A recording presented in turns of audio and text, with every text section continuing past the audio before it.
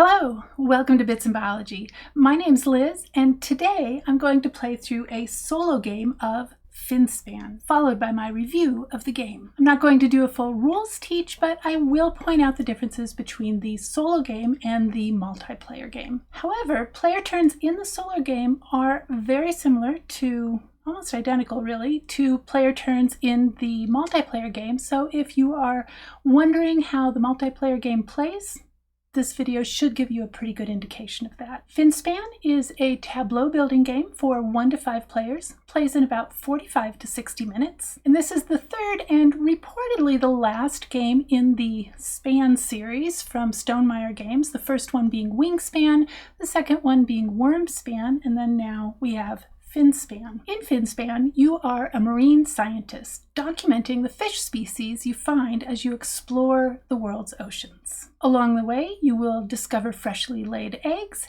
hatch those eggs into young, and then nurture those young into schools. At the end of the game, the person with the most points from fish, eggs, young, schools, and achievements will be the winner. Let's go down to the table where I'm pretty much set up for a solo game of Finspan.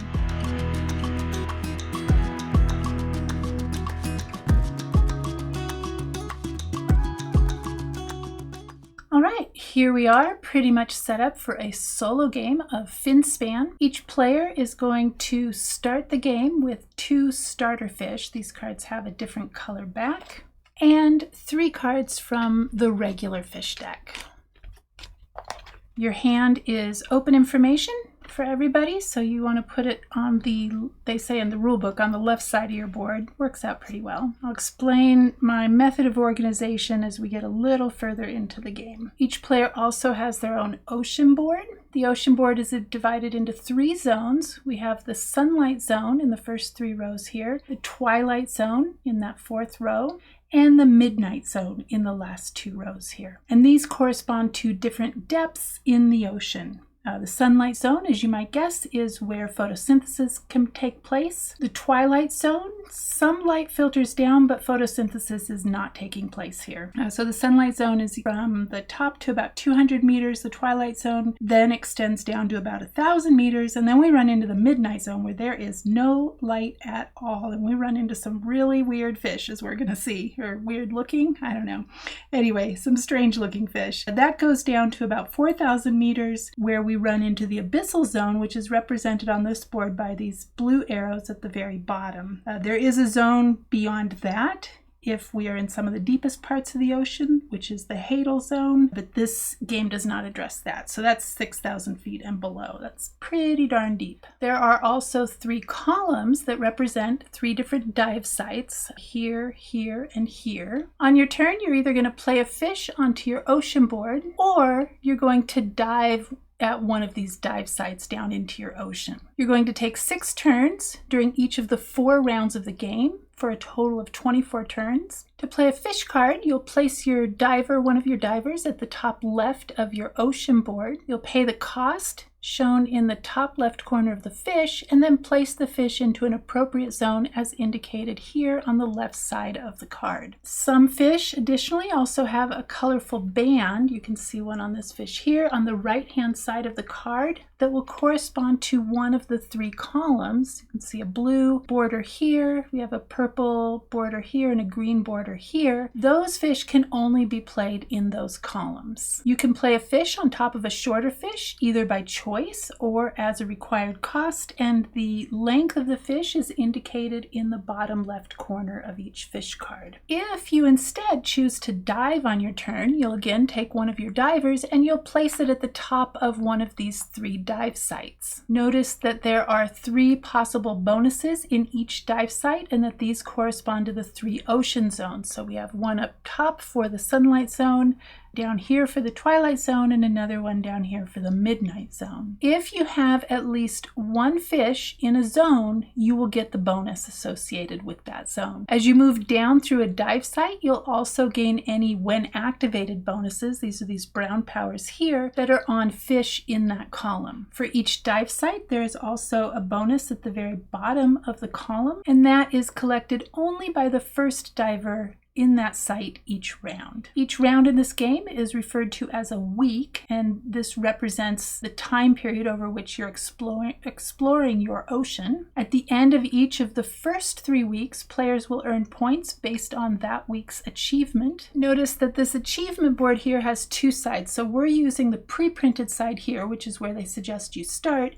There's also a side here that has blank spaces for those first 3 weeks, and included in the game are these tiles here that you can put in place on those blank spots so that you can have different bonuses each game. So things like how many young or eggs you have on your board, or types of fish that you play. After the first week, we're going to score 1 point each for eggs and young on our ocean board, and then these are going to be gained through dive site bonuses and abilities on fish, like this if activated bonus here that gives us an egg. I'll talk more about eggs and young during the first round. At the end of week 2, we're going to score 2 points for each row of fish on our ocean board, including these pre-printed forage fish. There's 3 of them that you can see here on the board. At the end of week 3, we're going to score 2 points for each school of fish on our ocean board, and those are represented by these tokens here. There's no achievement bonus at the end of week 4. We will just then proceed to endgame scoring. At the end of the game, we're going to score points for game end abilities on fish. I don't have any showing here just right now, but they'll have a yellow banner on the right-hand side of the card. You'll also score points for fish played in your ocean, and for any eggs, young, or schools of fish that you have on your board, as well as consumed fish. So remember I said you can play larger fish on top of smaller fish. Well, those fish will count for a point each at the end of the game. Whether you're playing solo or multiplayer, player turns are going to look pretty much the same. The difference in the solo game is that you will be playing against a solo Nautoma named Nautoma. I call her Naughty for short, mostly because her name Nautoma doesn't fit in the score sheet. Nautoma is easy to set up and run. She starts with 2 eggs and 1 young. Each round you're going to shuffle her deck of 7 cards, and you will randomly remove 1 face down. And now we have 6 cards for her 6 turns. On her turn, you'll reveal the top card from her deck and perform the actions in order from top to bottom of the card. Her actions consist of either drawing a card or performing conversions of eggs and young and then gaining eggs. She also might add or remove one of her divers from the achievement board, which will affect her end of round scoring. As you will see, it sounds a lot more complicated than it actually is. She is super easy to run. Additionally, she will gain eggs on your turn when you take actions or gain rewards that would affect all players in a multiplayer game. There are 5 different difficulty levels for Nautoma. You can find those in there's a whole rule book just for the solo game, and on page 3 they have the 5 different difficulty levels. We are going to be playing on difficulty level 2. This is the level that is suggested for your first game. The difference between the levels is in how Nautoma scores her fish cards, eggs, young, schools, and end round bonuses. As far as what you do for her during the game, this is the same for all of the different difficulty levels. There's also a solo variant included in the game that I actually haven't yet tried, so I'll probably do that in a future video, but it is at the very back of the rulebook. Here it is, the Ravel mode, and so that actually comes with its own separate deck of cards. So again, I haven't played that one yet, so I can't really say anything about it, but that is in the rule book. Okay, I think we are about ready to get started. I made a mess of her divers over here. So we do start with some resources on our board. I already pointed out that we have these what are called forage fish pre-printed on our board, and so this is going to help us out during our dive actions, and also we could play fish on top of these. They're all pretty small. We also start with 2 eggs and 1 young, and it's indicated on the board in sort of with a pale background where those go. Let's take our divers off here. All right, we always go first in the solo games, so let's take a look at what fish I have here. I have a red lionfish, which would cost me 1 card to play. I have a barramundi, which would cost me an egg and a young. I have a skipjack tuna, which would cost me an egg and a card. and a barrel eye, which would cost me 2 eggs, and an orange roughie, which would cost me 2 cards. You can tell the ones that are the starter cards, they have this gray up in their corner. So I definitely want to play a fish first, because remember, when we go diving, if there's not a fish in a particular zone, we won't get that benefit. We're going to be scoring eggs and or young at the end of this first week, this first round, and so I definitely want to get a card in here because this is the column where I can get eggs. So I definitely want to get a fish here in my sunlight zone in that middle column, and hopefully also in my midnight zone. So let's see, let's play a sunlight zone card. We have a red lionfish here. It says, when played, let me hold this up. When played, I can play another fish in my sunlight zone. That's noted on the right side of the card. So that's pretty cool. It'll cost me a card to play this. Let's see. So I could play either of these two, either the barramundi or the skipjack tuna. The barramundi, when it's activated, gives me an egg. That's its brown power. So that's actually pretty nifty. Costs me an egg and a young to play. So I think, and notice that this one, the barramundi, on the right-hand side, it has that purple stripe. I can only play that in that middle column. So let's play the red lionfish first, keeping in mind that in week 2, we're going to score rows of fish. So I'm going to put that red lionfish here. It's going to cost me a card to play. Now, this is a really interesting part of this game. Let's see, which card do I want to use? Maybe my barrel eye, since I'm already going to use an egg up there. So I have my personal discard pile on the right-hand side of the board. Now, in the rule book, they tell you to put it sideways so you know it's your discard pile. But I already know that I keep my discard pile on the right side of the board, so I'm just going to keep them so that you can see all of them, so that I can see all of them. That's my habit when I play solo. Your discard pile and your hand are public information. So the discard pile does go face up, and anybody can look at it at any time. It doesn't explicitly say that in the rule book, but it does say it's public information. So there's that. Anyway, we're going to spend this barrel eye to play this red lionfish. Let's see what this red lionfish says. It says, though it is a staple in the aquarium fish trade and a popular attraction for divers, this fish is quite venomous, which it is warning you about with its beautiful coloration there. So that's that. Now I get to play another fish in my sunlight zone. I'm going to play this barramundi right here. This one says, virtually all barramundi are born male, then turn female when they are 3 to 4 years old. That's super cool. Talk more about that in a minute. Let's get this played before I forget. So we're going to play that. It's going to cost us an egg and a young. We'll do these two. So here's my young and my egg. Now notice you can still see this pale outline of the egg and the young where those started, but that doesn't mean anything after the start of the game. So it's just to indicate where you put your starting resources. All right, so we have paid for our barramundi, we've paid for our red lionfish. I'm really bad about forgetting to put my diver up in the top left, but that's where you put it when you play a fish. And that is the end of my turn. I just want to talk a minute about this barramundi. So it's actually super common for fish to change sex at some point in their life. There's many species of fish, so it's specific to a species whether or not they do this. But there's about 500 known fish species, so I guess not super common, because when you think about how many fish species there are, there's more than 34,000 described fish species, which is, by the way, almost half of all described vertebrate species. So about 500 of those are known to switch sex at some point in their life. Now keep in mind, when I say how many described species there are, there's probably a whole bunch more we haven't even discovered yet. So there's that. And there's a lot that we have discovered that we don't know a lot about, especially those that live super deep at the ocean. Now I find it interesting. It makes sense to me that the barramundi are born male and then turn female, because so the gametes, the eggs and sperm, the eggs are much more expensive to make when you think about the resources that are required to make them, because they're just much larger to make than sperm. But there are actually most fish that change sex at some point in their life, start life as a female and then switch to male, and that just really intrigues me, actually.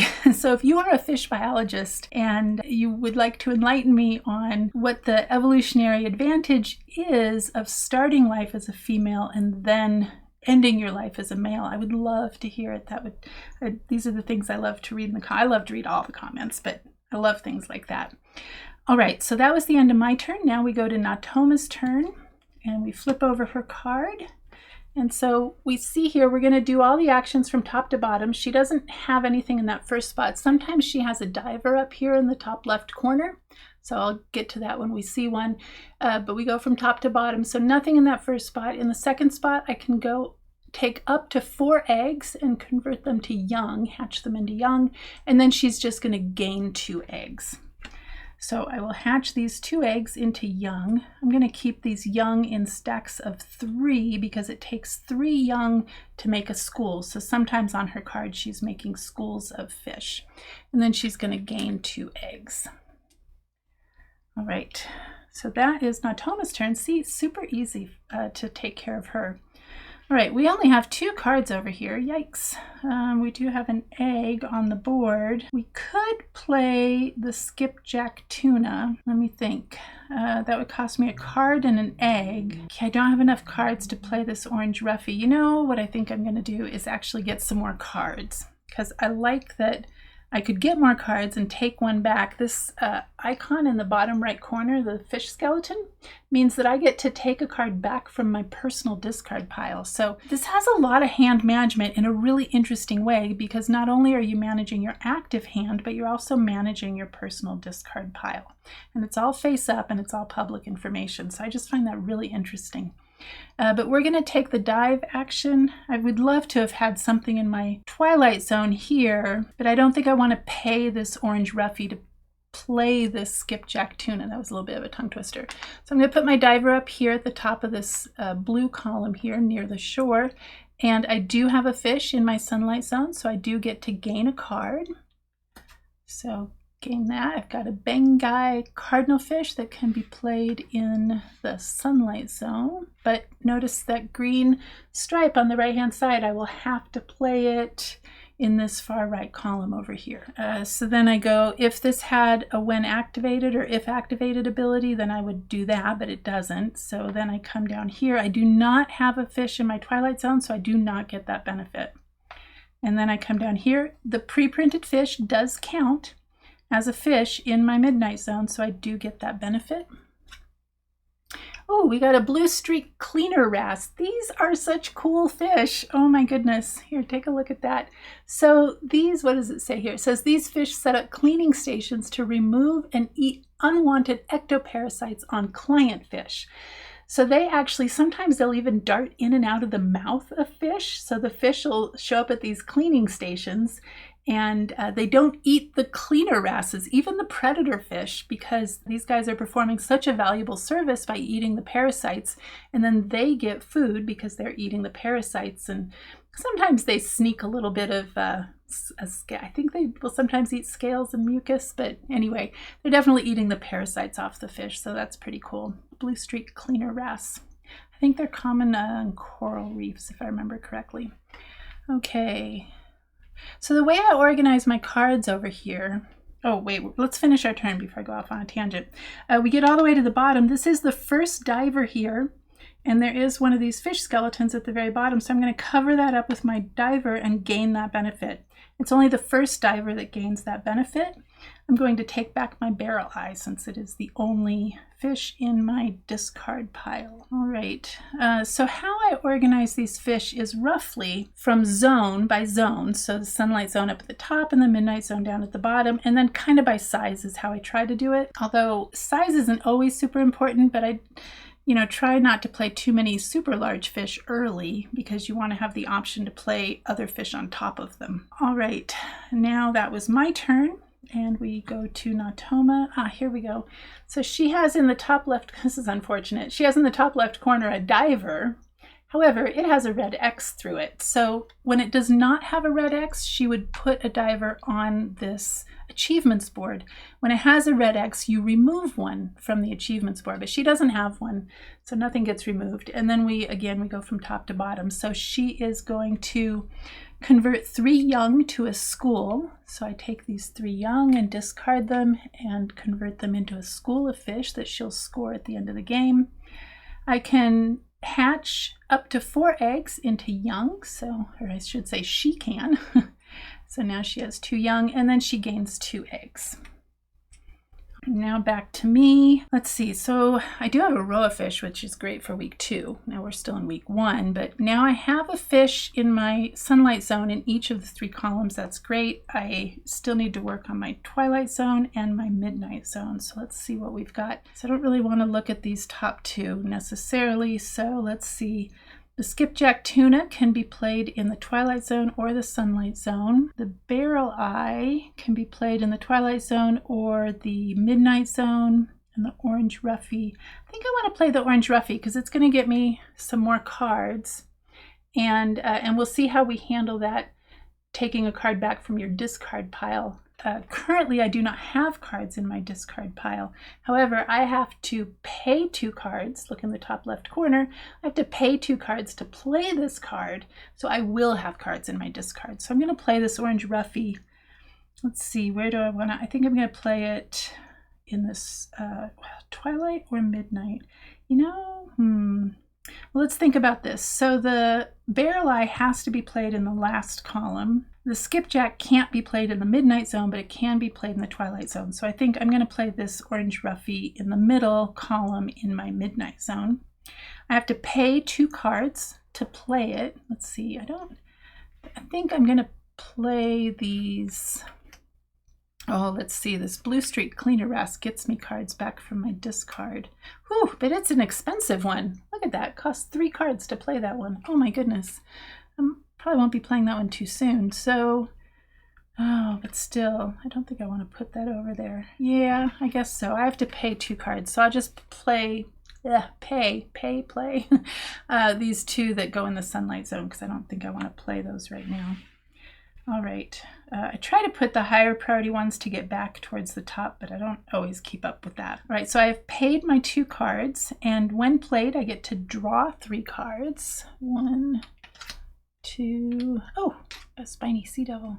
And I get to take 1 back. Oh, I don't know why I was agonizing over it. I get to take 1 back from my discard, so I will take back this Blue Streak Cleaner Wrasse. Okay, let's see what we got. We got a sailfin flying fish. Ah, this is the fish from the cover of the game box. So we'll talk about that one when I play it, if I play it. Giant hatchet fish. That is a cool looking fish. Okay, let's see. That can be played in the twilight zone only. And spiny sea devil, these guys are so cool. So the males of the spiny sea devil, and actually I think quite a few of these this is an anglerfish, even though it doesn't have one of those little bobby things on its head. I don't have another one here to show you, but I'm sure we'll run across one. But the males are parasitic and they're tiny. They're smaller than 2 centimeters long. The females, I guess, are about 10 centimeters. That's what it says on here. The males will bite on to the females and then eventually fuse with them. So the males are parasitic. It says the tiny parasitic male attaches itself to the larger female, its tissues and blood vessels fusing with its host. So basically all it does is just, it's for reproduction, right? So that's pretty cool. Sexual parasitism is what that's called. All right, we have spiny sea devil is tiny, even tinier than the barrel eye. All right, so that was, oh, I'm always bad about putting my divers up here. That was playing my orange ruffy. I paid for it. I drew my 3 cards. I took 1 back from my discard, so we are done. We now go over to Nautoma, and here we go. This is, she has a diver in the top left corner. So that means, remember, we go from top to bottom. We're going to put a diver, one of her divers, on the achievements board, and that will affect her end of round or end of week scoring. And then we will draw a card, and that symbol below hand where it has the card with the people on it and the arrow, that is if her card has an all players ability, then we get to do that ability just that one time. So oops, let's put that, this marker here is to mark what week we're in. So whoops, put her card there. I put a diver up there, so we draw a card. No all players ability. This is a common fangtooth. Says they have opposing sockets on either side of their brain to accommodate their fangs when their mouth is closed. Oh my goodness. Yeah, look at those fangs. Oh my goodness. Craziness. These deep sea fish look really interesting. Common fangtooth. Anyway, that's hers. Does not have an all players ability, so nothing happens for us, unfortunately. Okay, back to us. Let's see, I definitely want to play. What do I do? I'm good for eggs. Now, one thing you have to keep in mind when we start adding eggs to the fish is you can only have one egg on each fish. So we are limited in that way. Right now we have 1, 2, 3, 4, 5 fish that don't have eggs. And if we went diving right now, we would get 1, 2, 3, 4, 5. Hey, that works actually. And quite a few of our fish cost eggs to play, so that's not too bad. I think let's do that. Actually, before we do that, so here's what I'm thinking. I want to get some eggs, and then I want to hatch them. Oh, and then maybe get more eggs. But I don't have any fish over here. I should have thought about that earlier. Darn it. Because I only have 3 turns left. I have 3 divers left. Well, let's just get some eggs, and then we'll decide what to do from there. So I do have a fish in the sunlight zone, so I do get that benefit.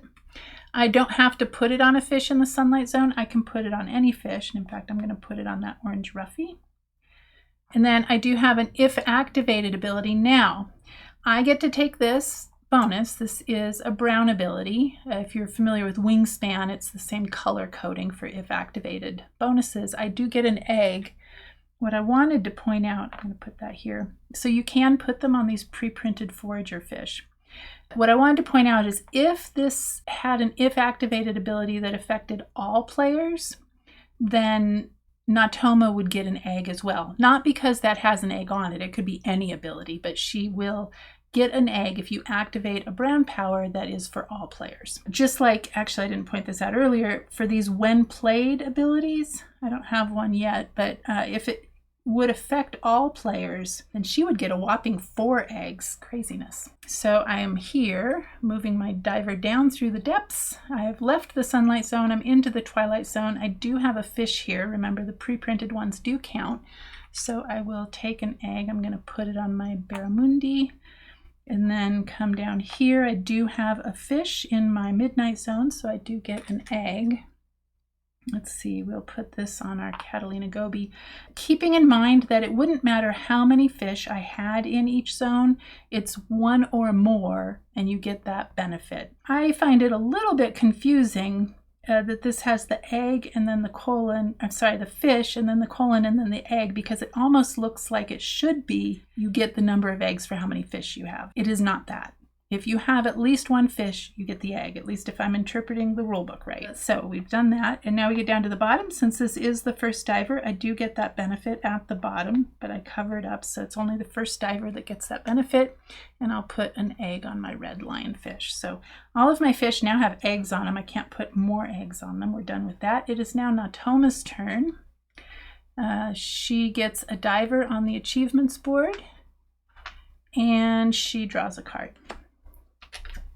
So hey, we got an all players ability, and I can't even use it. Oh my goodness, that's terrible. So here's our blunt nose 6-gill shark that Nautoma is getting. It says one of the world's largest sharks. So if you look in the bottom left corner, it says 550 centimeters, so 5.5 meters. Roughly, for those of us in the United States, 17 feet. One of the world's largest sharks. It appears similar to fossilized remains dating back roughly, wow, 200 million years. That's pretty cool. Okay, so anyway, it does have that all players ability on the right, where I would be able to put eggs on all of my fish in my purple column, this middle column here, except they already all have eggs and they're only allowed to have 1. So I don't get that benefit. Bummer. Okay, now it is my turn. I have 2 turns left. Well, let's see. I could play this barrel eye. Let's do that. I have to play it. It has a green stripe over on that far right, so I have to play it in this far right column because of the green stripe. I can play it in either the twilight zone or the midnight zone. I think this is a little guy. 15 centimeters. What does it say? That's small. I'm thinking its head is transparent with tubular eyes peering up from inside. Twin eye holes in front are actually nostrils. That's interesting. It looks like it has a transparent head. It doesn't need very good eyesight since it's a lot in the depths where sunlight doesn't penetrate. So I think let's not overthink this too much. Let's put this in my twilight zone. And it cost me 2 eggs. So, where do I want to take them from? It actually will matter. I'm not going to explain it in depth until we get to where we're converting eggs to young and young to schools, but it does kind of matter. There is a spatial element to this game that I find really interesting. So I will pay with these 2 eggs, actually. All right, that pays for my barrel eye, and don't forget to put my diver up there. Now it is Nautoma's turn, and we take a diver off the board. She gets to convert 3 fish to a school, 3 young to a school, but she only has 2, and you need 3 to make a school. So she can't do that. She can hatch up to 4 eggs into young, so these will both hatch. Now you're doing these in order. Notice that now she has 4 young, but we've already passed her action where she would convert the young into a school, so she doesn't get to do that. And then the bottom one says that she gets 2 eggs. So there we go. Easy, easy, easy peasy. My turn, my last turn of the round. And oh, I shouldn't have played a fish that cost me eggs, because now if I dive down through here, I'm going to get more eggs than I have fish, I think, to put them on. Let's see, I have 1, 2, 3. I only have 3 fish that don't have eggs on them. That's 3 points, though. That's pretty significant. So it seems like I usually get right around 100 points, 100 to 115 points, maybe a little less. I don't think I've broken 115 yet. I don't know what a good score is in this game. That probably is terrible. I don't know. So anyway, I would get 1, 2, 3, 4 eggs. I only have 3 fish to put them on. You know, that's not too bad. It's 3 points, and I don't. Yeah, that's fine. Let's do that. So I'm going to go diving again in this middle column, and I do get an egg there. It's going to go on my red lionfish. I get an egg from my barramundi. It's going to go on my Catalina goby. I get an egg for the twilight zone, and that is going to go on my barrel eye. I would get an egg, for my midnight zone, but you can't keep them in reserve, and you can only have 1 egg per fish, so don't get that benefit. I just bypass it. And now it is Nautoma's last turn of the round. We are going to take her diver off the achievement board and draw a card. It does not have an all players ability. This is a Patagonian toothfish. Oh, very cool. Antifreeze proteins prevent its blood and tissues from freezing in sub-zero temperatures. That's pretty awesome. So it must be found in the Southern Ocean, is my guess. I was wondering when I was looking at this, I know that they have expansions planned for this. I don't know if they're made already, but they have them planned because they have mentioned it in the rule book. And I was wondering if maybe these were all Pacific Ocean fishes, because there are 5 named oceans. Historically, there were only 4 named oceans, and of course, there's only 1 global ocean, which covers 71% of our Earth. But there's currently 5 named oceans: the Atlantic, the Pacific, the Indian, the Arctic, and the Southern or Antarctic Ocean. And so originally, I thought, well, maybe these are all Pacific Ocean fish. And so I was looking a few of them up, and the first, quite a few numbers of them that I looked up lived actually in multiple oceans, usually the Indian and Pacific, so Indo-Pacific Ocean. But I did run across a few that don't also live in the Pacific Ocean. So these are not unique to one ocean in particular. I thought that would have been pretty interesting for them to do, and then would have been an obvious route for expansions in the future. But apparently they have chosen not to do that, or not chosen to do that. I don't know what they have planned, honestly. All right, so let's see. We have our week 1 achievement. So the score sheets have room for week 1, week 2, week 3 achievements, as well as final scoring. So our week 1 achievement, we're scoring for eggs and or young.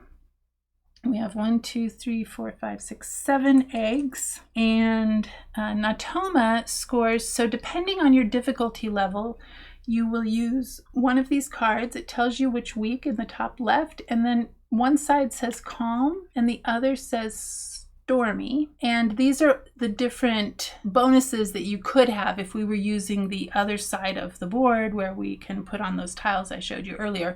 We are only looking at that top row, and we're actually going to be on the calm side. So we look at the top row and we see that her base score is 3. and that will be adjusted based on divers she has on the board. So if she had divers on the board, we would add that to her score, but she doesn't, so she just gets 3 points for her week 1 bonus. Okay, and we get our divers back and move the round marker to week 2, and then we remember that card we set aside from Nautoma's deck earlier? We add it back in, so now she has 7 cards again, and we shuffle them up, and we randomly remove 1 and put them back, so she's back to 6 cards now. I always go first. We don't pass this. If we were in a multiplayer game, the first player marker would go to the next player in turn order, but the solo player always goes first each round. All right, what do I want to do? We're scoring rows of fish this round, so I do want to get a fish here in my twilight zone and here in my midnight zone. The only midnight zone fish I have currently is my spiny sea devil, and it'll cost me 2 eggs to play, so let's do that. When played, I get to, well, maybe I don't want to do that quite yet. Okay, we will play that maybe second. First one I want to play is maybe a Twilight Zone fish here. And let's see, we can either do a giant hatchet fish or the skipjack tuna.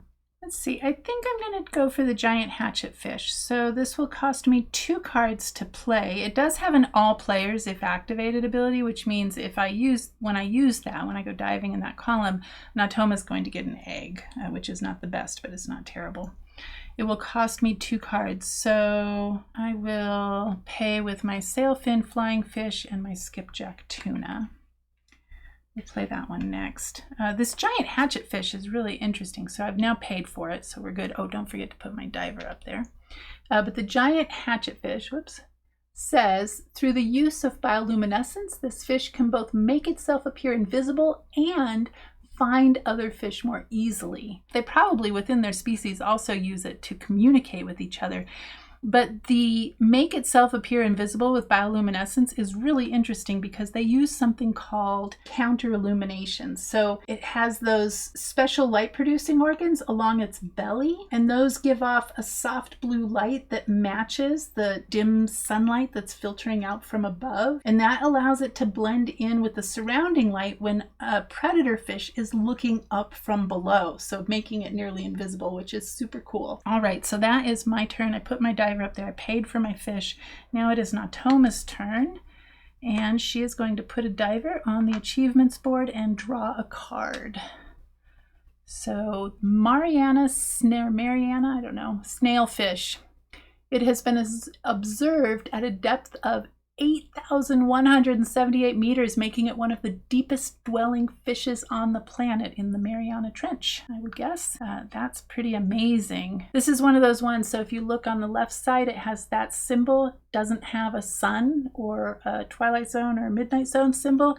It has this symbol, meaning it can only be played in that bottom row. But Nautoma's taking it, so we're not going to be playing it at all. Something to keep in mind, I mean, that fish is found at incredible depths, is that the pressure down there is over 800 times greater than it is at sea level. If you were to put a human body down there, it would not be pretty. And actually, take another look at this fish. I'm willing to bet it looks like it doesn't have scales. I don't know that for sure, but it's probably very malleable so that it can withstand those high pressures without getting too bent out of shape, I guess the best way to put it. I don't know, not being very eloquent today.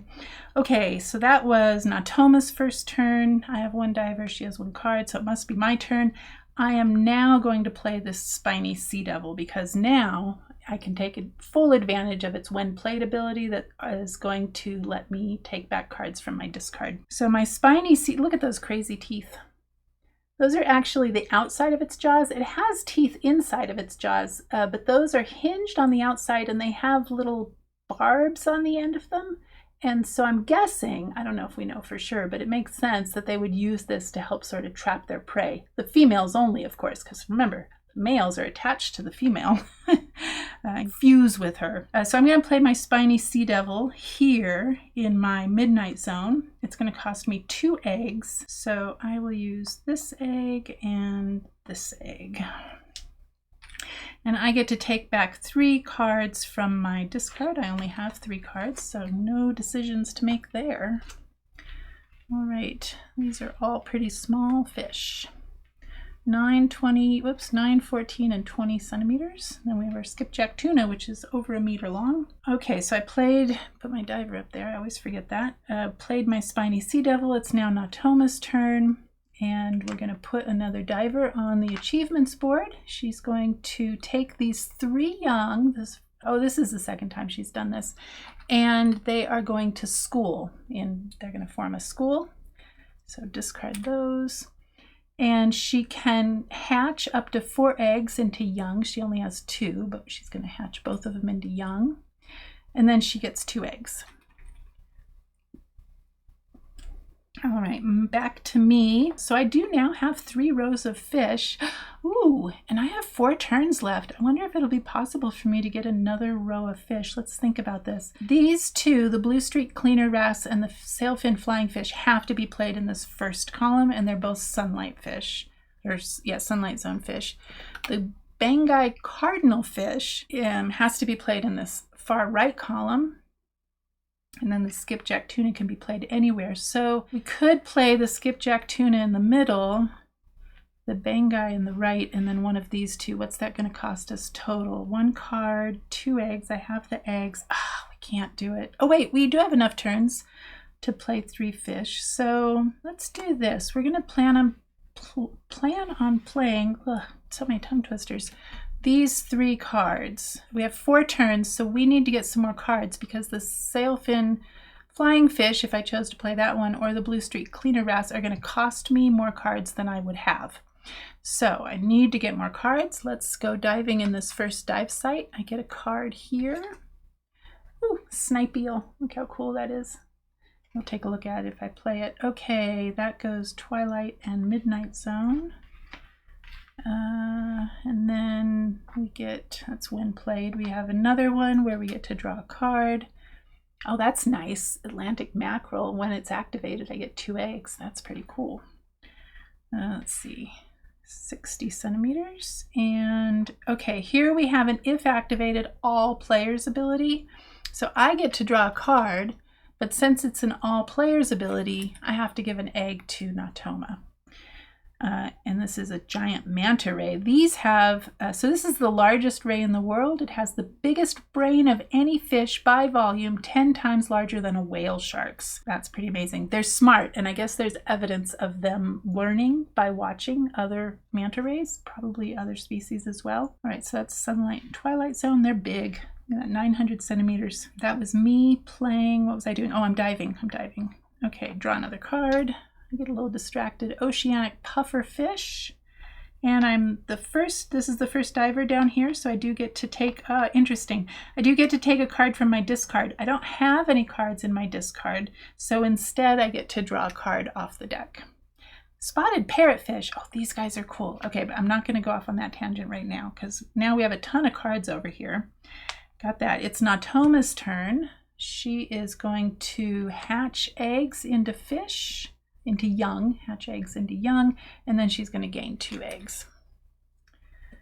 So now I can play, with my last 3 turns, I was going to play those 3 fish. Now I can't remember what I was going to play. Okay, well, I know one was the skipjack tuna. I was going to decide between the sailfin flying fish and the cleaner wrasse. Now we can play, well, now we have choices, I think. We have plenty of cards.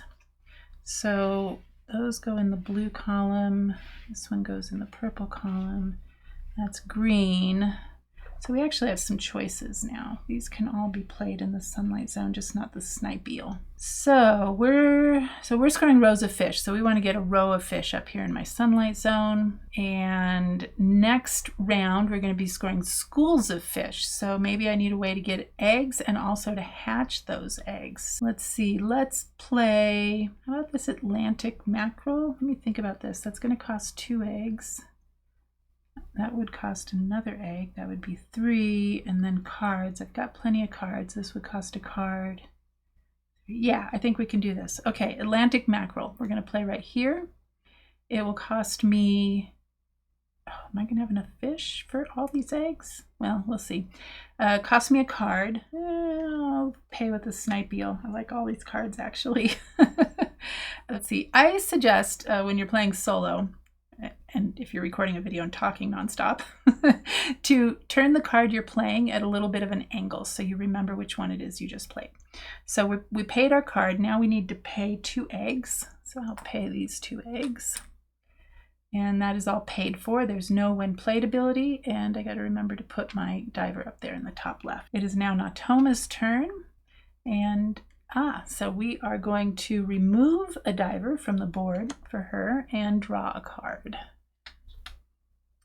Ooh, it has an all players ability. So this is Paraliparis, doesn't even have its own common name. That's its genus name. The species does not have a common name of its own. It's a snailfish, scaleless, with a thin, loose, gelatinous skin. So again, that helps it with the pressures. Now, it's not found in the deep. It looks like it's just Twilight Zone, but still makes it malleable. It's 17 centimeters long. This is an all players, if activate all players ability that Nautoma just drew, so I get to draw a card. I get to do that just the one time. It doesn't matter whether it's a when played or if activated or a game end. I get to do it right when she draws that card, and as we saw earlier, if I can't do it, then I lose that. So I drew an I love Atlantic salmon. They're interesting. Their life cycle is really interesting. So that was Nautoma's turn. Now it's my turn. I am going to play a fish, so I'll put a diver up there. Now I want to play a fish, so one of my blue fish maybe. I like that blue streak cleaner wrasse, so what am I going to play over here? Doesn't matter. Okay, so this is going to cost me 3 cards. I'll just play, actually that's a pretty good one. How about the Atlantic salmon since it's a game end? So I will pay with these 3 cards here.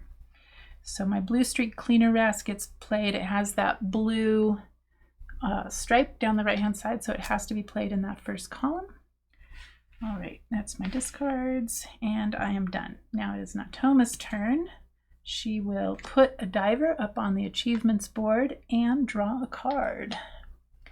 Ooh, it's another all players. There's not actually a lot of all players abilities, so that's pretty cool. Oh, the giant oarfish. The giant oarfish are so cool. They are, well, here, let's read what it says. Get all flustered. Rarely seen, the oarfish is the world's longest bony fish. So it's 1,100 centimeters or 11 meters. It's roughly 33 feet. It's believed to be the cause of sea serpent sightings. So because it's so long and it swims in an undulating fashion, we think that that's where this mythology of the sea serpent might have come from. Interestingly, in Japan, it's believed if you see them up, notice that this one says sunlight and twilight zone. It's actually mostly in the twilight zone. When it does come up to the sunlight zone, it's usually because things are not great. It's either dying or I think they spawn in the sunlight zone. Don't quote me on that. But in Japan, they think they see more of these in the sunlight zone right before earthquakes or tsunamis, but there's actually no scientific evidence to support that. So, okay, it's got an all players ability. And that all players ability says that I get to lay eggs on each of my fish in this blue dive site here. Ooh, and 3 of them don't have eggs, so fantastic. Boom, boom, boom. This one already has an egg, so it can't get another one. I love that giant oarfish. When the first time I saw that card in this game, I had to look up. I looked up on the internet about it. It's pretty cool. They're big. They're really big. Okay, that was my turn. Nautoma now is going to take a diver off the board. Yay. The 3 young are going to convert to a school of fish. Ugh. Okay, and whoops. And then her eggs, up to 4 of them, but she only has 2, are going to hatch into young, and then she gets 2 eggs. Oh, I haven't done all my turns. Did we do something? Oh dear. I know at the start of this round, I had the ability to play 3 fish, and I still have 1 over there, but sometimes I forget my diver. Did I go twice in a row? I did go twice in a row for her, because remember we were so excited. Well, I don't know if you were. Let me know. I was so excited about the giant oarfish that I just did her turn twice in a row. She went twice in a row. She cheated. I get to take my last turn. I want to play a fish right here in my green zone, or not green zone, but my green dive site. I have my spotted parrotfish or my Bengai cardinalfish. They both have the same if activated ability. The spotted parrotfish is worth 3 points. The Bengai cardinalfish is only worth 2. But the Bangay cardinalfish is small, so if I had to, I could easily play another fish on top of it, which is pretty nice, although it does cost an egg. But that's okay. I think I want to hang on to these cards, so let's do that. Let's play our Bangay cardinalfish. It will cost me an egg. Let's see. I'll just do that. That one? Yeah. This is interesting. Due to limited geographical diversity and its popularity in the aquarium trade, this fish has become endangered. So you can see how beautiful it is. So it turns out that a lot of fish that people buy for their aquariums actually come from the wild, which is not great and makes fish such as this one endangered or close to endangered in the wild. So I actually looked this up earlier, and it said that estimates of the number of fish caught in the wild for the aquarium trade range from 18 to 30 million marine fish per year. This number represents more than 1,800 species. That is amazing. It says the aquarium trade is largely unregulated and untracked. That I knew. It's estimated that at least 90% of aquarium fish are caught in the wild, and that I did not know. I knew it was a lot, but 90% is quite a lot. Okay, so that was my last turn of the round. Does not have paid the cost. It does not have a when played ability. She cheated. She already took her turn, so we're good over here. And now we do our end of round scoring. Week 2 achievement is rows of fish. I have 1, 2, 3, exactly 4. They're worth 2 points each, so that is 8 points. Nautoma, so now we go to her week 2 card. She actually, at difficulty level 2, which is what we're playing at, has a base score of 0 for rows of fish. She has 1 diver on the achievement board, so she's going to get 2 points. Okay, so we both get our divers back, and then we take back Nautoma's card, and we're going to shuffle her deck, remove one of those cards face down, and I think that makes us ready for week 3. Let's see, we're going to be scoring for school, so what I want to try and do is hatch hatch these eggs into young, and then you'll see sort of more of the spatial element of this game and how you move those young around the board to form schools. All right, so what do I want to do for my first turn? I think hatching might be a good thing to do. Actually, maybe play the spotted parrotfish first, so because it has a hatch ability. So right now I have 1, 2, 3, 4 hatch abilities, and I have 5 eggs. Spotted parrotfish can be played here, I'll show you this. It's really pretty. It can be played in the sunlight zone. And actually, the spotted parrotfish is really cool. It says here, let's show it to you. It says, with teeth hard as metal, parrotfish eat coral and excrete sand. They also sleep in a protective cocoon of mucus, which I hadn't heard of before. So I looked it up, and it actually, we think anyway, might help to mask their scent to predators. And I never really thought of the fact of underwater predators hunting by scent, but that makes total sense. Okay, anyway, this is going to cost me 2 cards. I do happen to have 2 cards, so I will play this here, my spotted parrotfish, and pay these 2 cards into my personal discard pile. And that is my turn. I put my diver up there. It's now Nautoma's turn, and she doesn't have a diver to remove, so we won't do that, but she will convert these 3 young into a school. And she can hatch up to 4 eggs into young. She only has 2, but that works. And then she will get 2 eggs. All right, back to me. Now I am going to hatch these eggs. So we're going to come over here. I'm going to go diving in this 3rd column. And since I have fish in every zone, so I get to do these zone abilities. I get to hatch an egg. I'm going to hatch the egg on my glass grenadier. And then my spotted parrotfish, if activated, I get to hatch an egg. So do that. And the goby doesn't have anything. My Bangay cardinalfish, if activated, hatch an egg. I'm going to hatch the orange ruffy egg. And then I get to hatch another egg for my Twilight Zone, and my Barrel Eye, I get to hatch an egg. Now, keeping in mind that if any of these were all players' abilities, they're not, but if they were, then Nautoma would get an egg for each of those. Okay, and then I come down here, and this one's a little different. I don't think we've used this one yet. This one says I can move a young or a school on the board. And the way that works is you can move them in a straight line, either vertically or horizontally. They can't move diagonally. And this is how we consolidate our young in order to form a school. So I'm going to move this young here. Now the rule is that schools cannot move through other schools, and young can move freely through schools or through other young unless they run into where they would make a threesome, and then you would turn that into a school automatically. You don't have a choice. It's not a choice.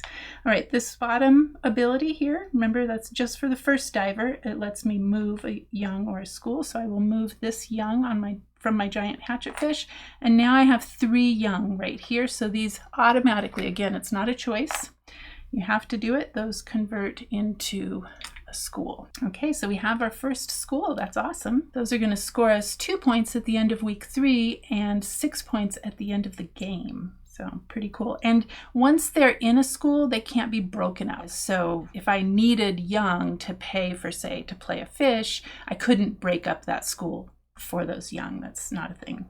All right, Nautoma's turn now, and we will put a diver up on the achievements board. We will convert these 3 young to a school, and we will hatch these 2 eggs into young, and she gets 2 eggs.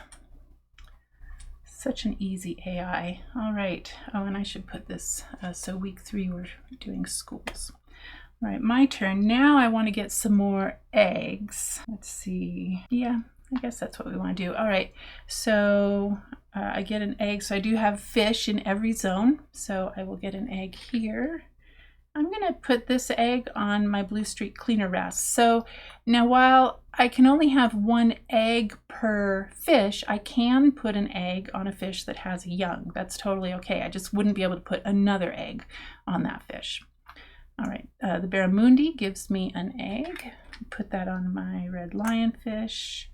My Atlantic mackerel gives me 2 eggs. That's pretty cool. So maybe on my barramundi and my mackerel. And I get an egg here. Remember, these pre-printed fish do count as a fish in that zone. So I get an egg there.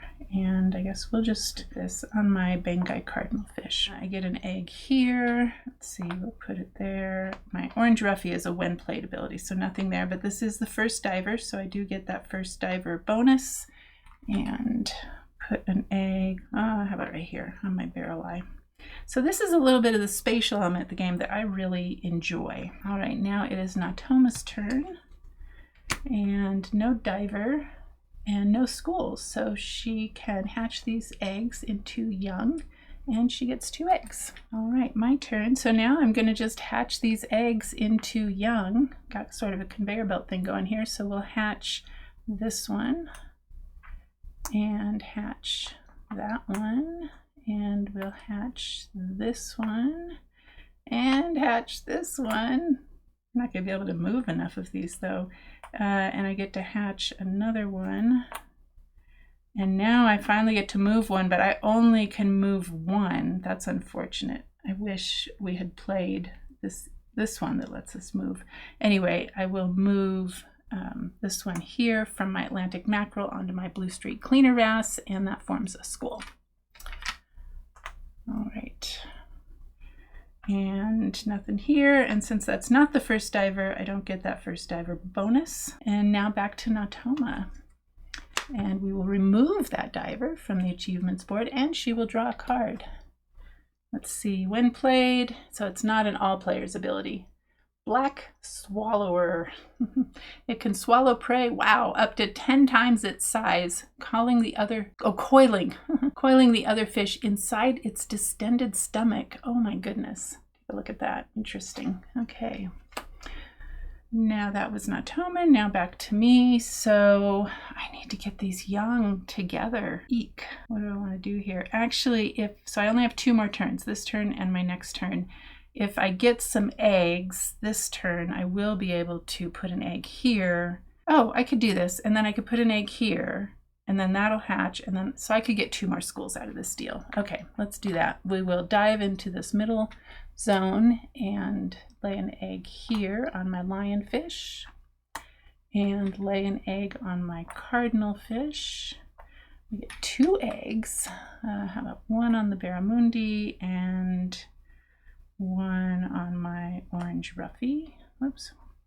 And another egg. We will put that on our spiny sea devil.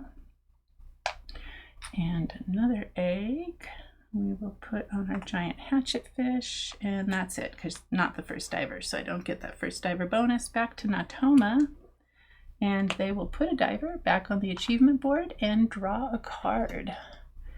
Let's see, no all players ability. Oh, this one's cool, the grid-eye fish. So take a look at that. On the far right of the fish, on the top, it looks like a white plate.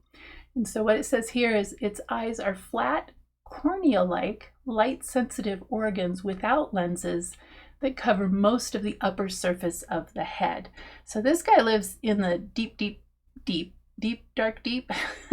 So horrible. There is speculation that it uses that light-sensing organ to sense bioluminescence from predators so that it can avoid predators that use bioluminescence.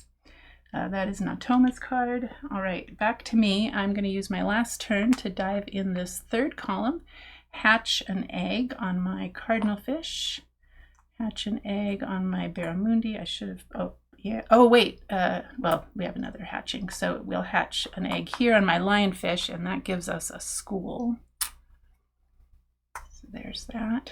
And hatch an egg here on my barrel eye, and I should have put an egg on my mackerel. And then we'll hatch an egg on my bristlemouth, and then I get to move a young. So I will move this young up to my cardinal fish and form a school there. All right, and that's it. So it's not the first diver. Okay, we did a lot of diving that round. Last turn for Nautoma for week 3. We will remove that diver from the board. She will form a school from those 3 young, and she will hatch these 2 eggs into young, and then she will gain 2 eggs. Right, and now it is the end of the round, so we'll do end of round scoring. Week 3 achievement is schools of fish. I have 1, 2, 3, 4 of them. They're worth 2 points each for the end of week 3. There were 6 points each at the end of the game. But right now I get a total of 8 points. Now Nautoma, for her schools, for my calm side of this card, for week 3, she has a base of 0, and she has no divers on the board. They kept getting added and removed and added and removed. So she gets 0 points. I don't think I've ever seen that before, actually. Okay, so we are actually beating her quite handily right now. We'll see what happens. I actually have played this level a few times, so it's probably time for me to move up to the next level and explore the side of the board where I get to change some of the bonuses around. All right, so that was that. Retrieve her card and shuffle these. And we are now going into week 4, the last round of the game. We get our divers back. And again, if we were doing a multiplayer game, we would pass the first player marker, but in the solo game, the solo player always goes first. So what do I want to do? We are just scoring end of round goals. I don't have any. I've actually done quite poorly on end of round goals, and I need to get some fish back from my discard. I do have 1 game end ability where I could play another fish into the estuary. I don't think I pointed this out in the beginning. The top row is considered the estuary where brackish water meets fresh water. It's usually a quite productive zone, actually. They don't really make too much use of the estuary or the abyssal zone in the space game, but they hinted at expansions in the rule books. So there's that. What do I want to do? I think I want to get some more cards. So let's go diving in this first column, and I get to draw a card. Tropical 2-wing flying fish. Flying fish are so cool. It says the exceptionally large pectoral fins enable this fish to glide for long distances above the surface of the water. What I think is really cool is they get sort of a running start, but it's a swimming start, right? So they start swimming really fast underwater and then propel themselves out of the water to glide up to, I think they can glide up to 100 meters. That's like a little over 300 feet. So that's pretty good. That's that first one. That's when played. If activated, I get to take 2 cards back from my discard. So let's think about this. I probably want to retrieve my Atlantic salmon. It is worth 5 points. So we'll do that. And what else? This one gives me young when played. I'm not going to be diving too much more, so these if activated don't really do me a lot of good. So I'm going to retrieve my giant manta ray. Right, I get 2? Yeah, I get 2. Okay, draw a card.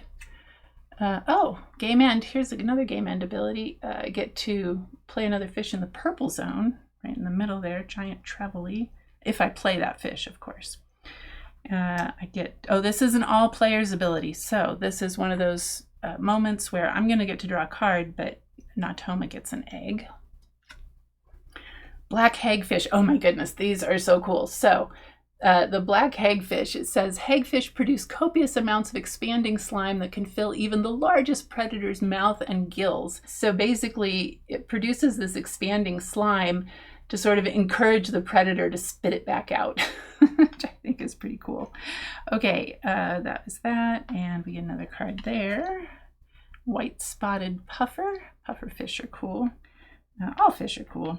And I get to, my first diver bonus is to retrieve a card from my discard. So what's worth the most points? It looks like my skipjack tuna or my oceanic puffer. Let's do the puffer. Now it is Nautoma's turn. And she doesn't have a diver to retrieve off the board, but she will draw a card. Oh, hey, it's an all players ability. I hope I can use it. It's all players on each. So it's lay eggs on each of your medium fish. So the tail fins, I can't remember if I've pointed this out, but some of these, like the tropical, this is hers, the tropical two-winged flying fish, if you look in the bottom left corner, that tail fin is not completely colored in. That's considered a small fish. And then this one, it's partially colored in, so that's a medium fish. And then, do I have it? Yep, the giant manta ray is completely colored in, and so that's considered to be a large fish. All right, this one is an all players ability, so I will get to lay eggs on all of my medium fish. And then take a look at this pelican eel. It says the mouth of the pelican eel can open wide enough to swallow prey much larger than the eel itself. Pretty crazy. All right, so I get to lay eggs on all my medium fish. I hope I have some. Atlantic mackerel, spotted parrotfish. Oh, and the orange roughy already has an egg, so that one doesn't get one. Well, 2's better than nothing, right? So that was Nautoma. Now it is back to me. Let's see. Let me think about this. This would let me play another fish into my estuary zone. And I have plenty. Actually, all of these can be played in the sunlight zone, so that's great. I definitely want to get my Atlantic salmon played. And I definitely want to get my giant trevally played. That's going to let me play another fish into this purple zone. Let me think about this. This will cost me an egg and a young, which I do currently have. The Atlantic salmon is going to cost 2 eggs. That would leave me 1 egg left and a card. So these are going to let me play 2 additional fish. I would like to play the highest pointing ones. I can cover up these forager fish. They're not worth any points at the end of the game, but actually that's not true. If I cover them up, they're worth a point because they do actually count as a consumed fish. So that's great. So maybe I'll plan on doing that. They're small. This one's 1 centimeter, this one's 3 centimeters, and that one's 9 centimeters. So all of my fish are capable of consuming them. I guess it's these 3 that would be contenders. This one, when played, gives me 3 young, so I definitely want to do this one. And this one gives me a young and lets me retrieve a card from my discard, which is no big deal, but it does give me a young, which is worth a point at the end of the game. So I think these are the cards that I definitely want to play. It will cost me a total of 1, 2, 3, 4, 5, 6 cards. This one does let me retrieve a card from my discard, so I need 5. I have 3 if I don't play any of those, so I would need 2 more cards. Tell you what, let's think about this. I'm going to put divers on those 2 fish so I don't forget. So I'm going to play this tropical 2-wing flying fish in my sunlight zone. It has a blue stripe, so it has to be played in that far left column. So I will play it here. Now I could cover up my red lionfish because it is only worth a point, and covering it up, it'll still be worth a point. So do I want to do that maybe? Well, we can do that later if we need to. All right, I'm going to play my tropical 2-wing flying fish. It will cost me a card and an egg. The reason I'm playing that one is it's going to let me take a card from my discard. All right, and an egg. It will cost me an egg. Okay, and that is the end of my turn. Don't forget to put a diver up there in the top left. It is Nautoma's turn, and she's going to put a diver on the achievement. Oh wait, it's week 4. She doesn't care about divers on the achievement board because we are not scoring any achievements on the board. So we're going to ignore the diver mandate up in that top left, but she will draw a card. Not an all players ability. It's another one where you get to lay eggs on medium fish, but not all players, so I don't get to do that. Look at this long spine porcupine fish. It's so cool looking. It uses its beak and the plates on the roof of its mouth to crush prey that would otherwise be indigestible. And when it's threatened, it puffs itself up and it can poke its spines out just like a porcupine. All right, that is Nautoma's. All right, my turn. I am now going to dive in this first column and get cards. So I get a card there. Ooh, this faceless cusk lets me play a fish into the abyssal zone. That's pretty cool. Oh, this one can be played into the abyssal zone. Huh. Okay, well, we'll see. If activated, I get to take a card from my discard. So I'm going for high points here. The white spotted puffer, although I really only have 3 good places in my sunlight zone. So maybe the snipe eel, even though it's worth 1 point less, gives me perhaps some more flexibility. All right, this one, if activated, I get to take 2 from my discard. So great, I will take my Twilight Zone and Sunlight Skipjack Tuna. And how about my white spotted puffer? All right, I'm no longer organized over here. All right, and then draw a card. Mediterranean parrotfish. So this is another one of those that starts life. This one starts life as a female, then changes to male in adulthood, turning from bright red and yellow to gray and blue. So interesting. All right, that's the Mediterranean parrotfish. And then, okay, here's an all players ability. So that means that Nautoma gets an egg and I get to draw a card. Oh, this is a when played, all players. So she would get 4 eggs if I do this one. Lay eggs on each fish in the green column. So for me, that would be worth right now 1, 2, 3, 4, 5 points. That's pretty good. I'm not going to have, well, maybe. Yeah, it would have to be a decision between these, I think. Okay, draw a card there. This has another when played ability, the giant hawkfish. I would get to hatch an egg and move a young or a school. And not the first diver, so does not, really? I already drew, I guess that was the first thing I did.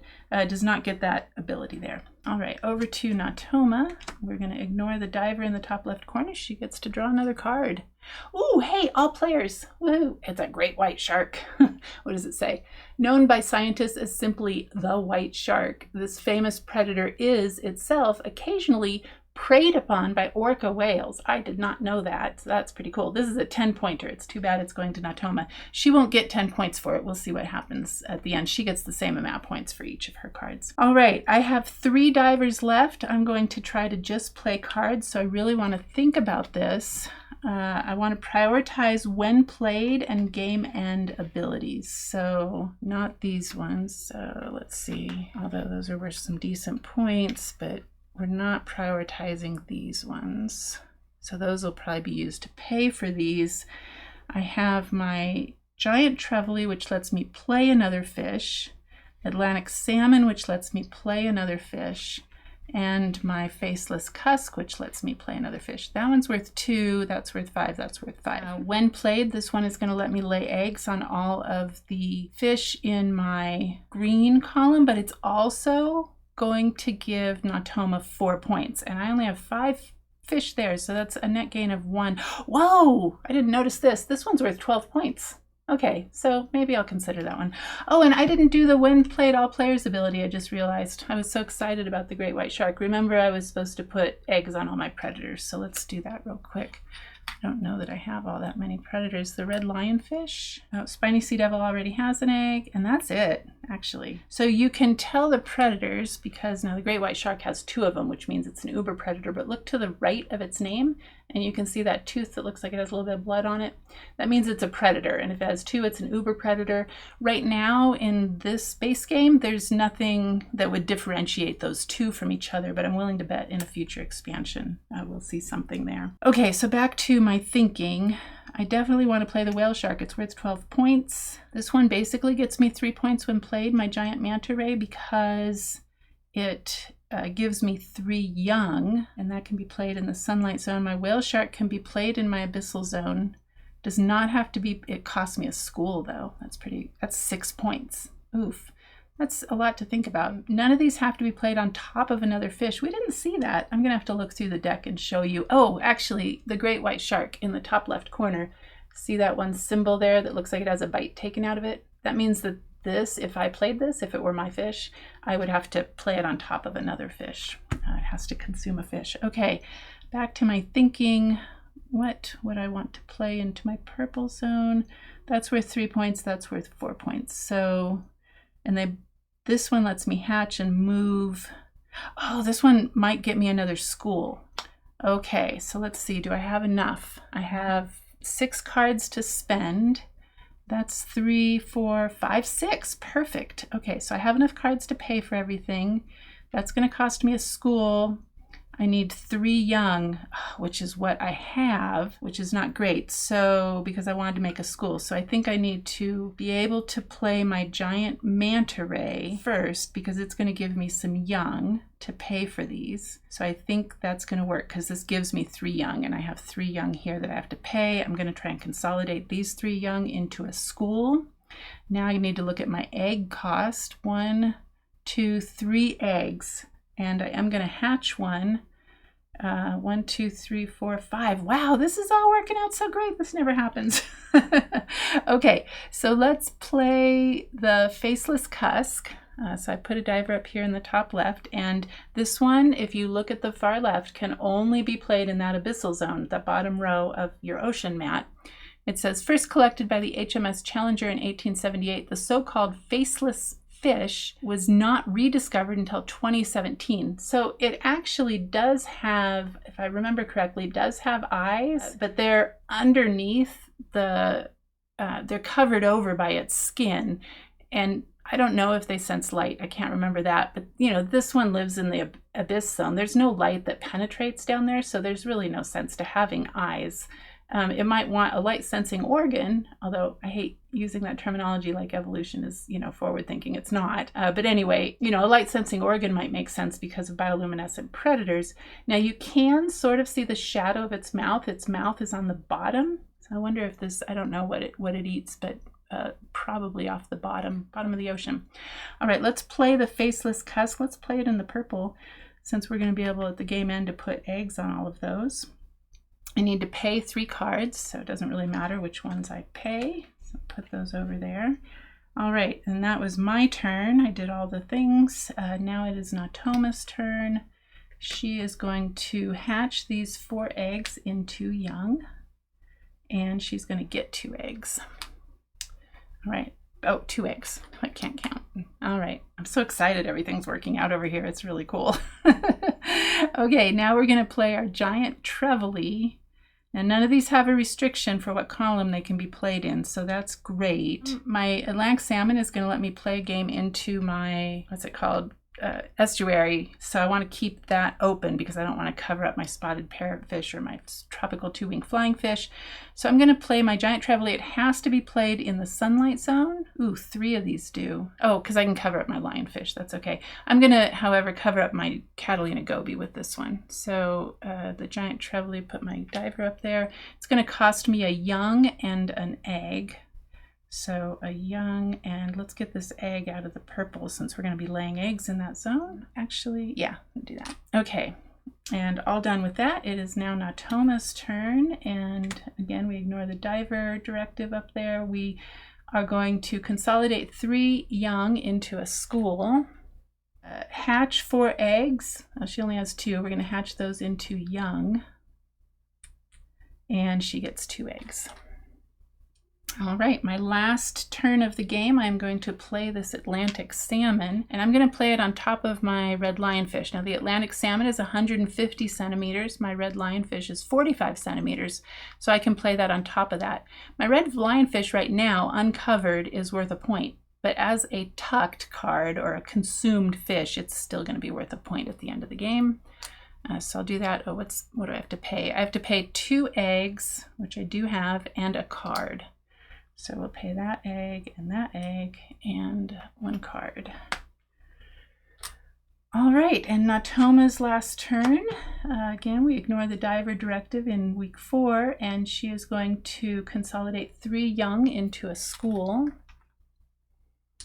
and hatch 4 eggs. Well, she only has 2, but she's going to hatch them both into young, and she gets 2 eggs. All right, so she is done with her turns. I'm done with my turns, and now I do my game end abilities. I can choose what order to do them in. So I think the first thing I want to do, let's see, that's when played, I get eggs. Oh, it's not eggs on purple, it's eggs on green. Why was I thinking it was purple? Okay, let's see, does any of these cost an egg? Oh, silly me, I didn't get rid of that egg. Oh, but I can play this one that hatches an egg. So, but it can't travel diagonal. I really wasn't thinking very good. Let's first play, yeah, actually, let's play the giant hawkfish. I think this is gonna work. We're gonna play the giant hawkfish. I'm using my, where's my salmon? My game end ability of the salmon is I get to play another fish in my estuary. So I'm gonna play the giant hawkfish. It's gonna cost me a young, so I have to take off this young. Whoops, she doesn't get it. And then that's it. When played, I get to hatch an egg. So I'm going to hatch this egg on my spotted parrotfish, and then I get to move a young. So I'm going to move, how do I want to do this? I'm going to move this young here. Oh, I'm not going to get to move another young. I think this is going to work. I don't know that it matters, actually. Probably shouldn't fret over it. All right, so that was my game end ability on my salmon. I now have a game end ability on my faceless cusk, which lets me play a fish in my abyssal zone, and that's going to be my whale shark. My whale shark is going to cost me a school, so it's a gain of 12 points. It is going to lay me 1, 2, 3, 4, 5, well, 6 eggs, because I'm going to put this one in that last column. And it's going to cost me a school, which is worth 6 points at the end of the game. So it's going to be a net gain of 12 points. Okay, so play that. It's going to cost me a school, so let's get rid of that. And when played, it's an all players ability. So this is where Nautoma gets 4 eggs, because this is an all players when played ability. Her eggs are only going to be worth, I think, a half point each. Okay, and so I paid my school of fish, and now I get to put an egg on every fish in that last green dive site column.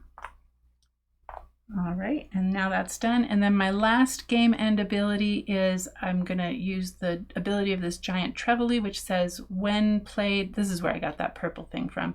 When played, I get to play a fish in the purple column, and I'm going to play this giant manta ray. I'm going to cover up the showy bristlemouth since this pre-printed one is not worth any points, but now it's worth a point if I cover it up. So when played, I get 3 young. I'm going to put 2 of them on the barramundi, and that's going to turn into a school. And then it doesn't really matter where I put this other one, so I'll just put it there. But this turns into a school. Again, it's not a choice. Once there's 3 fish, 3 young on a fish, then it has to turn into a school. All right, we are done. I did all the game end abilities, paid all my costs. I thought I was going to have to pay these, did I? Well, doesn't matter. Oh, I think I got some back is what happened. All right, game end points in yellow. So I don't have any points from these game end abilities. Some of the cards do. Let's see.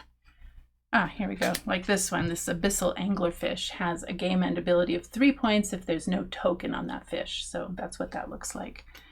Okay, and so I get 0. She has 0. Points printed on visible fish. 66. That is great. That's a pretty good score. I think I'm usually in the 40s and 50s, I can't remember, points for her fish. What we're going to do is it varies depending on the difficulty levels. So at difficulty levels 1 and 2, if you look at that top column, her cards are worth 3 points each. At the higher difficulty levels, they're worth 4 points each. And this is the other side of my reminder card. So she has 1, 2, 3, 4, 5, 6, 7, 8, 9, 10, 11. They're worth 3 points each, so she gets 33 points. Eggs, I get 1 point each, 7. And she gets, for her eggs, it doesn't matter what difficulty level. Her eggs, if you look to few columns or a few rows down, 2 eggs get her 1 point, so they're worth a half point each. 3 points for her. Young are worth 1 point each. I have 2 of them, and I believe her young are also worth a point each. Yep, so you can see that her young are worth a point each. She has 6 of them, and schools are worth 6 points each for me. 1, 2, 3, 4. I have 4 of them, so that's 24 points. And her schools are worth difficulty levels 1 and 2. They're worth 5 points each, and the higher difficulties are worth 6 points each. So she has 8 of them. They're worth 5 points each. So that's 40 points. Consumed fish. So I covered up 2 of the 3 pre-printed fish, so those are each worth a point, and then I covered up my lionfish, so I only have 3 consumed fish. I think that's right. Yeah, I didn't cover up any others, so 3 consumed fish. She doesn't get any points for those. And total these up. 125 for me, if I did my math right. Should never trust me to add things up in my head. She got 87. Wow, that was a blowout. That's the biggest point spread between me and the Nautoma. It's definitely time for me to move up in the difficulty to level 3 because, here, I'll put this up where you can see it. I've never beat her by that much, and in fact, she's beat me several times, so pretty good. So my review of this game, I love this game. I really like it solo. This is a really fun solo game. I love looking at all the pictures of the fish. I love looking at all the facts of the fish. And while the artwork so just a quick comparison to Wingspan, apologies if you haven't played that yet, but this is in that series. The artwork in Wingspan, of course, is also beautiful, and they also include facts about the birds. But I don't know, fish are just so interesting and unique and weird in many cases, and anyway, that's a really fun part of the game. And in fact, I enjoy it solo, but when we played at 4 players, that was a really fun feature of the game. We were all laughing about the names, and my mom got the cookie cutter shark. Let's see if I can find it real quick. Here it is. Went past it the first time. So my mom got the cookie cutter shark the first time she played, and she read it. It says it's called a cookie cutter shark because it takes a perfectly round cookie-sized plug of flesh from its prey. And she was quite appalled by that, but was really excited when she was able to play it into the bottom row and gain that 5-point bonus that you see over on the right. So because this one, she had to plan ahead and play it on top of another fish in the bottom row. So she was quite pleased with herself for that. Let's see, I need to look at my checklist. Review checklist. So how many times have I played this game? I think, I forgot to write that down. I've played it at 4 players twice. I've played it at 2 players 1 time, and I've played it solo. I want to say this is my 6th time playing solo. So 9 or 10 times. I've played it 9 or 10 times, and I love this game. This is an awesome game. Oh, wait, I need to do a disclaimer. This game was provided for me by Stonemaier Games, but there's actually a story behind that because I am a tiny channel, and Jamie Stegmaier would not have noticed my channel, except I think this is what happened. I can't confirm it. Jamie didn't say anything when he emailed me, but one of my Discord members, when I said in my last vlog how excited I was for Finspan, they asked if I was going to cover it, and I said, well, I'll have to see how much it is, and I'd like to get it, and if I buy it, I'll cover it. And I made a joke about how, well, if they had an inside scoop or something, inside contact or something at Stonemaier Games, put in a good word for me. And they actually emailed Jamie Stegmaier, and I think it was all just good timing. My December vlog went up a couple days later, and a couple days after that, Jamie emailed me and asked me if I would be interested in receiving a review copy of this game. And of course, I replied yes. I think my exact words were, I would love, in capital letters, to receive a review copy. So I did get given this copy of the game. I got no other compensation, but you already know that I love Wingspan. You already know that I was looking forward to this game. So hopefully you can believe that my review is not colored by receiving this review copy. I'm tickled. I probably would have bought it right off because I think there was a little bit of a discount on the Stonemaier website at first. So this is a really fun solo game. Now here's an interesting thought, and then I'll go back to my outline, but I've seen other reviewers say that this is the lightest of the three. So there's 3 games in this so-called Span series of games from Stonemaier Games. There's Wingspan, that was the first one, and I talked about that in my December vlog. And then there is Wyrmspan, which I have actually ordered. It is sitting on a hold shelf at Boardlandia, so I've not yet played it. But I have heard that that one is quite a bit, well, not quite a bit heavier, but a bit heavier than Wingspan, and that seems to be across the board. People agree on that. And from what I've seen with playthroughs and stuff, that seems to be true. People have been saying that this one is the lightest of the 3. I don't think I agree with that. It's a hot take, right? I don't think it's the lightest of the 3. I think it has elements that are friendly to new gamers. The fact that your hand is open information over here on the left. The fact that when you discard cards, you know, you're not discarding them forever. That's kind of nice, and it makes decision making a little bit easier. The fact that as opposed to Wingspan, you have a little more freedom about where you play your cards in a way, but in a way you don't, because, you know, they can only be played in certain zones, and some of them actually have column restrictions. So it definitely has similarities to Wingspan and Wyrmspan from what I've seen, in that it's a tableau builder, right? And you're playing cards of animals, and you're paying resources to play those animals. Now, where it differs from Wingspan is you're not paying food so much. I mean, I guess in a way you are, but you're not rolling dice, so it doesn't have that random element. I like it when you use cards in your hand to pay for other cards, to play other cards, because it makes you make difficult decisions sometimes about what you want to get rid of. Now that difficulty is lessened by the fact that you have a personal discard pile, and so you do have the opportunity to get those cards back all the time. Now, whether you do or not really depends on if you have these abilities where you can get cards back from your discard pile. So there's that. Why do I not think it's the lightest of the 3? I still think Wingspan is the lightest of the 3. There's a couple of things that lead me in that direction. One, I watched my mom actually really struggle with this one. So she's played it twice, and she really likes Wingspan, and she's pretty good at it. You know, she's what I call a reluctant gamer. She doesn't think about games all the time. She plays games because we play games, right? But she does like Wingspan. She gets excited whenever it's on the table and she comes up to play. And she had a really tough time with this one. And I think the reason is it's definitely got a more difficult aspect to the hand management, in that you are not only managing the cards that you're playing, but you are also managing your discard. So you have these 2 things that you're managing. Now, the fact that they're face up and on your table makes that actually a little bit easier. The other thing that is a little bit trickier is it has this spatial element to the young and the eggs and the schools. And once she caught on to that, she did catch on to it in the first game, and then she had trouble with it in the second game. There was about maybe a 4 or 5 day, maybe not that many, 3 days in between the first and the second play. But when she caught on to being able to consolidate her young, she was quite pleased with herself in being able to make schools. But I think that fell together really easily for her in the first game, just because of some of the cards that she had, and was quite a bit more difficult for her in the second game that she played. So she had a hard time with that. So the spatial element, the extra hand management, the fact that there is, while you do have a little bit more freedom, it's not as straightforward as Wingspan, as far as there's these 3 zones, but there's also the 3 columns that you're playing into. So there's a little bit more to think about.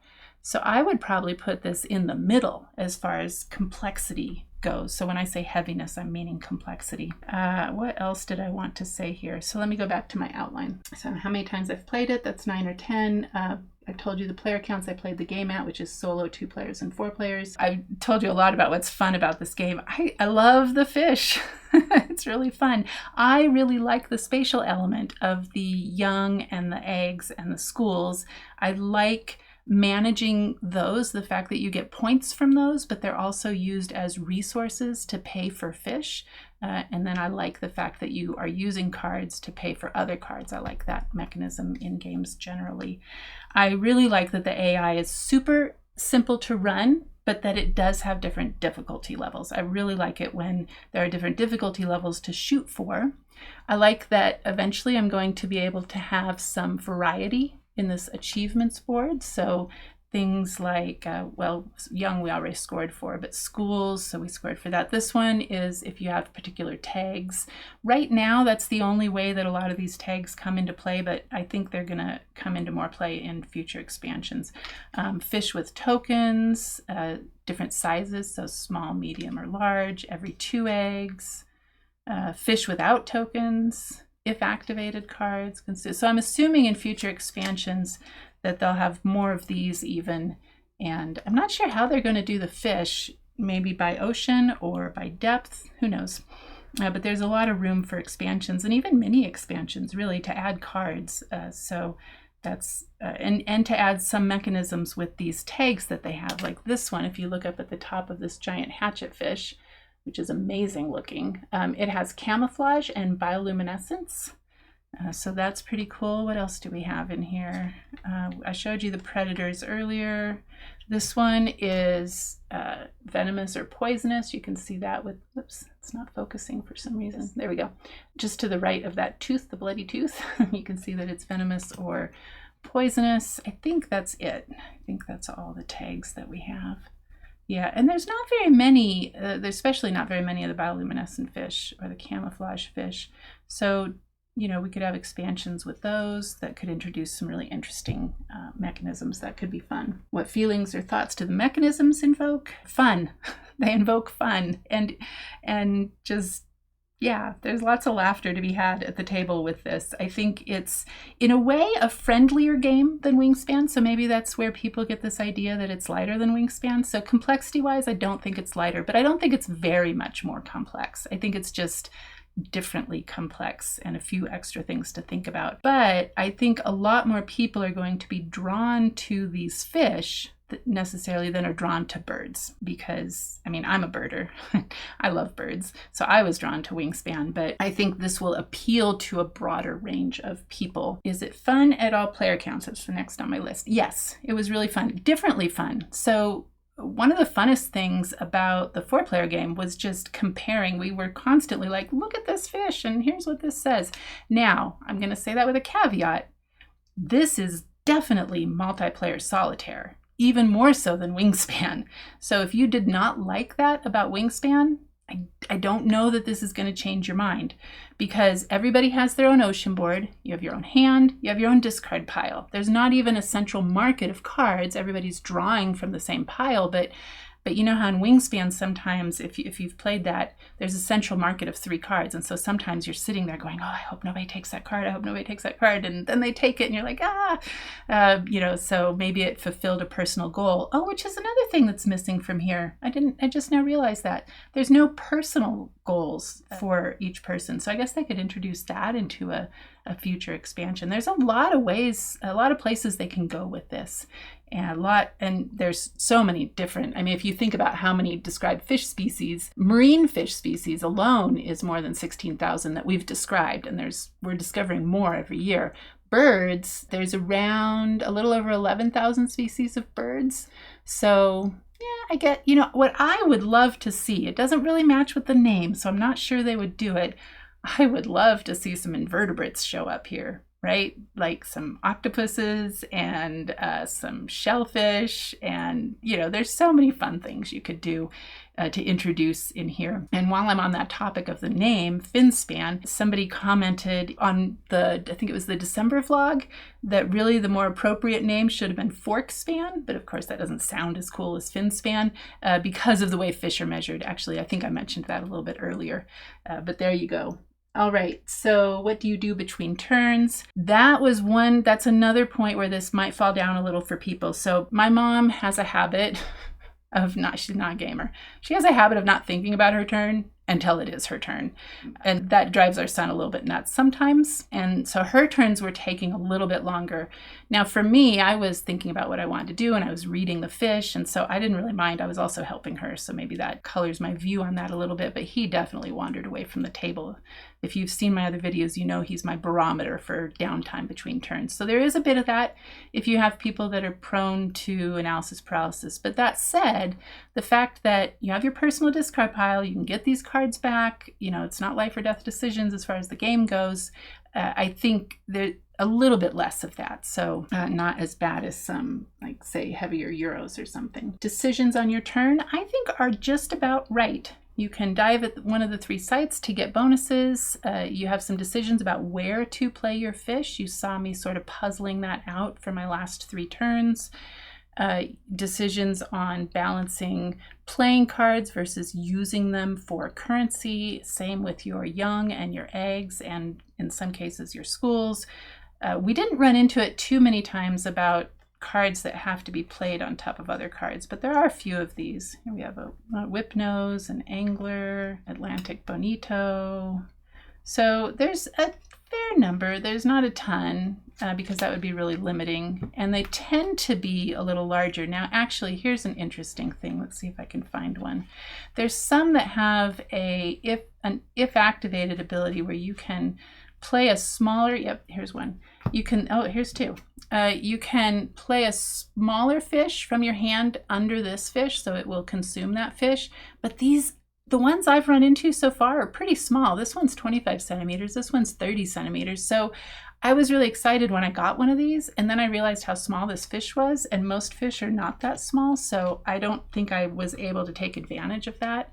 So that was unfortunate. So I think maybe if there's more of those, if activated, they could be just a wee bit bigger, like maybe in the medium category. That would be nice. Visual appeal, well, it speaks for itself. It's beautiful. I was curious at first about the design decision to make the eggs and the young sort of so garishly bright, I guess is the way to put it. They really are discordant with the artwork of the game, but Jamie Stegmaier made a comment in in a forum post on Board Game Geek that they actually originally had them blending in more, but that was the problem, is they blended in more. They, matched more the artwork of the game, and people were losing track of them. You can buy an upgrade pack that has wooden fish and these little squishy eggs that are adorable. I'm probably not going to get that, but if anybody gifted it to me, I wouldn't say no, that's for sure.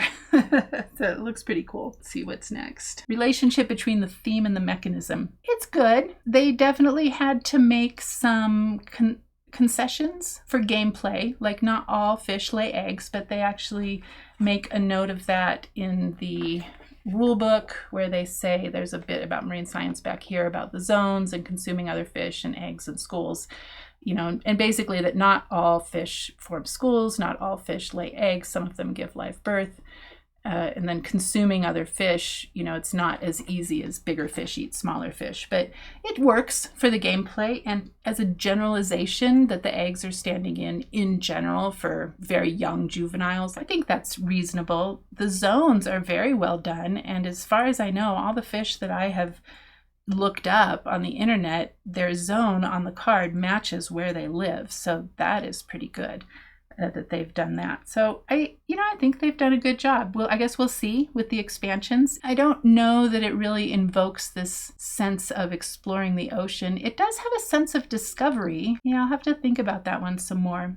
Loose. It's a loose relationship between theme and mechanism, but it works. I like it. It's fun. Table presence. Oh, this takes up a bit of space on the table. I will say these boards are tall. You can't really tell here. I'm trying to think. Maybe just under 2 feet tall. I don't have a ruler here. But anyway, they're pretty tall. But when we laid these out on our game table, we had it so that they were not overlapping, but where I had my board and then the person across from me had their board overlapped into my space a little bit, but it worked out just fine the way it worked out. And there's no central area other than the cards and the eggs and the schools. So, and you can have these, 2 sets of these, one on each side of the table. So that works out. As far as length of the game, it's perfect. My solo games pretty reliably come out to about 45 minutes when I'm not recording a video. And that is about the right amount of time, does not overstay its welcome, but I do feel like I have enough time to